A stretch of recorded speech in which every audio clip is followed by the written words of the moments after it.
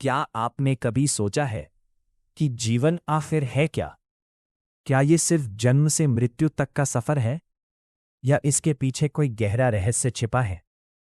आज हम बात करने वाले हैं एक ऐसी रचना की जो सिर्फ एक कविता नहीं बल्कि पूरी जिंदगी का दर्शन है। ये है मधुशाला, एक ऐसी मधुशाला जहां शराब नहीं बल्कि जीवन के अनुभव परोसे जाते हैं। तो चलिए आज हम प्रवेश करते हैं उस रहस्यमय दुनिया में जहां हर प्याले में एक कहानी है, हर घूंट में एक सच्चाई। रात का समय था, आसमान में चांद अधूरा था और रास्ता बिल्कुल सुनसान। एक युवक थका हुआ, उलझा हुआ, अपने ही विचारों में खोया धीरे धीरे चल रहा था। उसका नाम था आरव। आरव कोई साधारण इंसान नहीं था। वो उन लोगों में से था जो जिंदगी को सिर्फ जीना नहीं, समझना चाहते हैं। उसके मन में एक ही सवाल बार बार उठ रहा था, जीवन का असली अर्थ क्या है? उसने बहुत कोशिश की थी, किताबें पढ़ी, लोगों से पूछा, धर्म, दर्शन, विज्ञान सब समझने की कोशिश की, लेकिन हर बार उसे सिर्फ अधूरे जवाब मिले। चलते चलते अचानक दूर एक रोशनी दिखी, जैसे अंधेरे में कोई उम्मीद चाहा है। आरव उस रोशनी की तरफ बढ़ा और जैसे जैसे वो करीब आया, उसने देखा एक पुरानी इमारत, दरवाजे पर टंगा एक बोर्ड जिस पर लिखा था मधुशाला। आरव ठिठक गया। क्या ये वही है जिसकी तलाश मुझे थी? उसने धीरे से दरवाजा खोला। अंदर का दृश्य अजीब था। न कोई शोर, न कोई हंसी, बस शांति।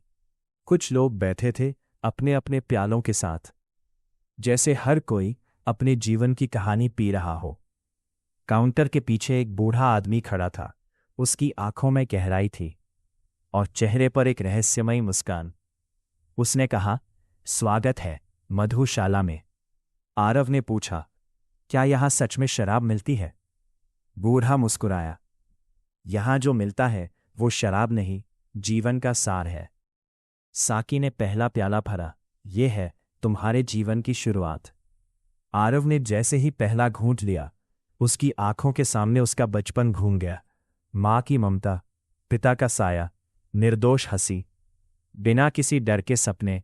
उसकी आंखें नम हो गईं। साकी बोला, हर इंसान की शुरुआत ऐसी ही होती है, निर्मल, शुद्ध, बेफिक्र। दूसरा प्याला थोड़ा तेज था। जैसे ही उसने पिया, उसे अपने सपने याद आए, कुछ बनने की चाह, दुनिया बदलने का जुनून, लेकिन साथ ही असफलताएं, ताने, हार। साकी बोला, यही वह समय है जब इंसान टूटता भी है और बनता भी है। अब आया तीसरा प्याला। ये कड़वा था, बहुत कड़वा। आरव ने जैसे ही उसे पिया, उसे जीवन की सारी कठिनाइयां याद आ गईं। धोखा, अकेलापन, हार, वर टूटने लगा। लेकिन साकी ने कहा, यही असली मधुशाला है जहां दर्द भी पिया जाता है। अब आया चौथा प्याला। ये बहुत हल्का था, जैसे शांति का स्वाद हो।